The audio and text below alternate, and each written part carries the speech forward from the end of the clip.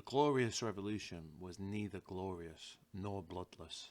In 1688, a foreign ruler crossed the sea, landed in England with an army, took the crown, then persuaded the country it had merely saved itself. That is the legend.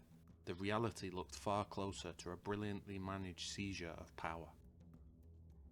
England later remembered the event as calm, lawful, almost elegant.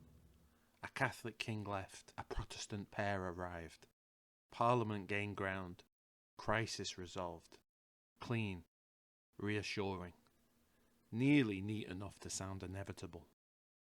Yet in 1688 nothing felt neat. The kingdom smelled danger. Catholic succession, French influence, military force. The old fear that royal power might rise above law. To see why 1688 happened, let's begin with memory. England had already killed one king, fought civil war, endured military rule, then restored the monarchy in 1660. The crown returned, the question remained. What sort of monarchy could England live with? A limited one, shaped by law and parliament, or a harder, more continental monarchy, armed, obedient, less patient with restraint? That question sharpened around one deeply unsettling fact. The heir, James Duke of York, was openly Catholic. To many Protestants, Catholicism meant more than doctrine. It suggested foreign influence, persecution, arbitrary rule. Perhaps a future closer to Louis XIV than to English custom. Modern ears hear prejudice. 17th century politics heard a warning bell. When James became king in 1685, the accession itself was smooth. No immediate national rising, no instant collapse. Stability still had defenders. Many subjects preferred an uneasy king to another plunge into chaos. James inherited more room than later memory allows. He lost it through accumulation, decision after decision, each one sharpening the sense that the balance of the kingdom was shifting.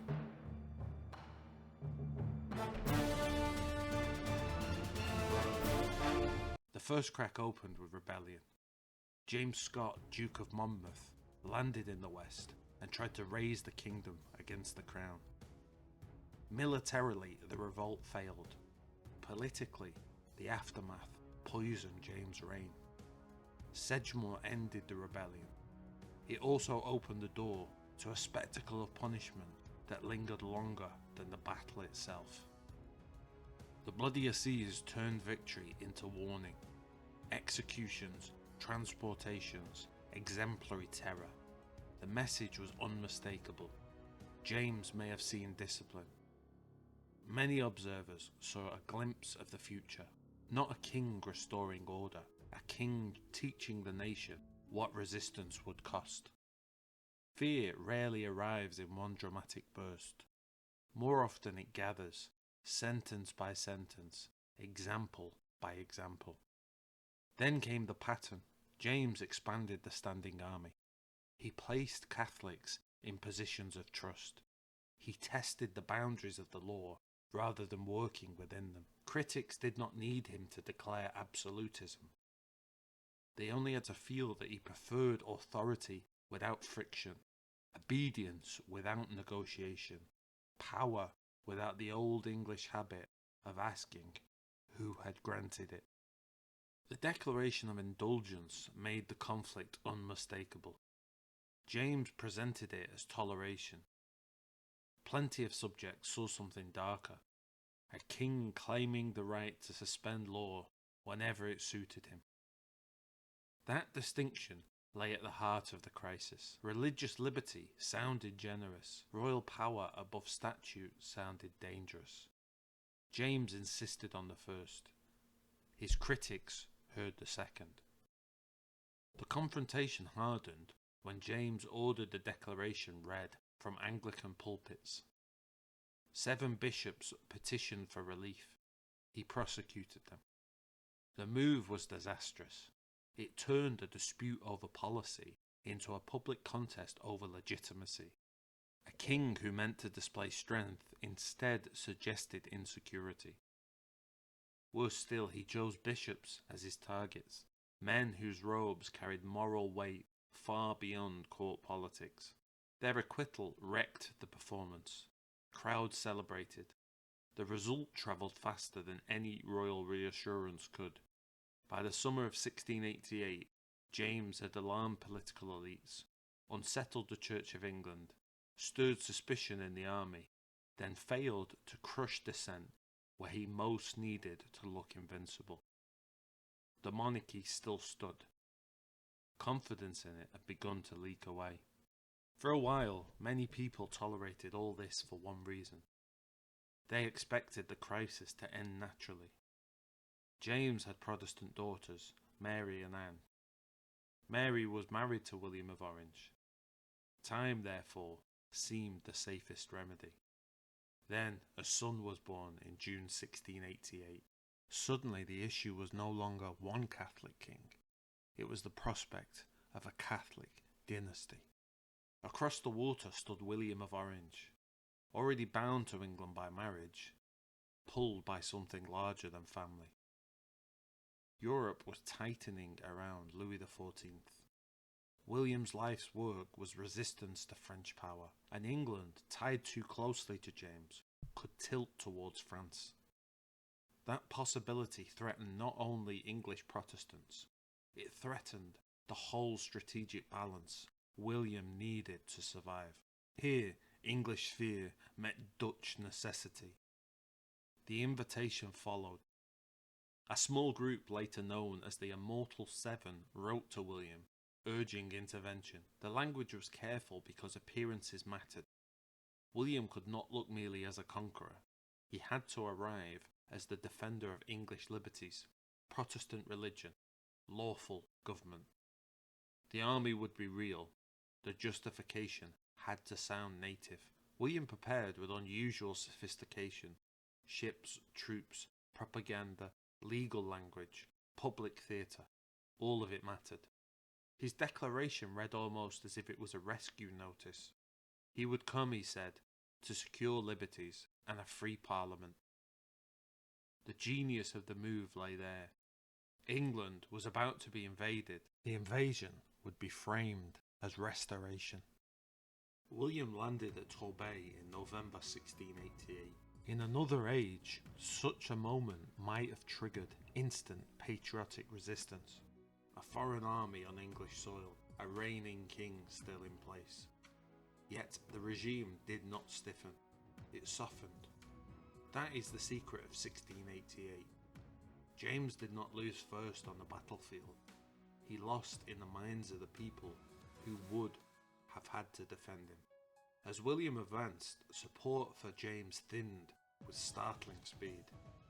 Men hesitated, officers defected, great names slipped away. This was even present within the royal family. Loyalty cracking. The state still possessed troops, offices, forms of command. The moral centre had gone soft. Once a ruling system looks fragile, every uncertainty becomes permission. In that atmosphere, defection begins to feel less as treason than prudence.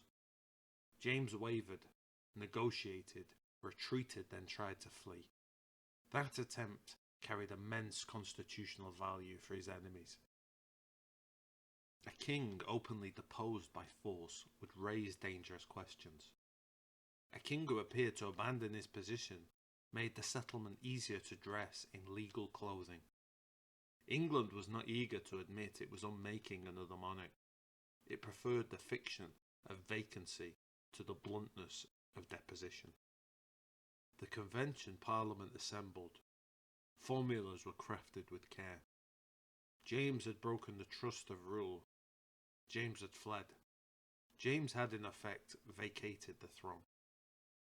William and Mary would reign jointly. The brilliance of the settlement lay in its tone. Revolution had happened in full view. The language chosen to describe it made the event sound less as rupture than repair. The Bill of Rights fixed the new grammar of power. No suspending of laws by royal whim. No taxation without parliamentary grant. No standing army in peacetime without consent. The crown survived. Its shape changed. That is why 1688 still reverberates. Not because monarchy died, because monarchy was redesigned to live within a framework the Stuarts had strained beyond tolerance. English memory often stops there. It should not. The revolution was restrained in England only by comparison with the 1640s. Elsewhere it drew blood. Scotland saw real contest, real war, real Jacobite resistance. Killiecrankie proved the point in a single violent burst. This was no serene constitutional pageant spreading gently across the kingdoms. It was a transfer of power with sharp edges. Ireland carried the heavier cost. James went there in person. The struggle widened into a war over dynasty, religion, land, allegiance and sovereignty. The Siege of Derry alone should end the lazy phrase, bloodless revolution. Within the walls sat defenders close to starvation. Outside stood a force determined to break them. The polite English label begins to look very thin here. Then came the Boyne, Aughrim, Limerick.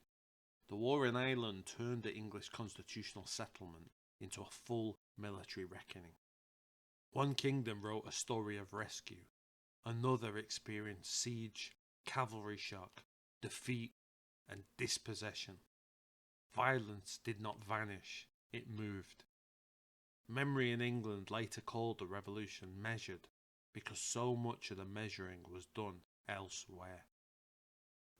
Why then glorious? Because the winners named it.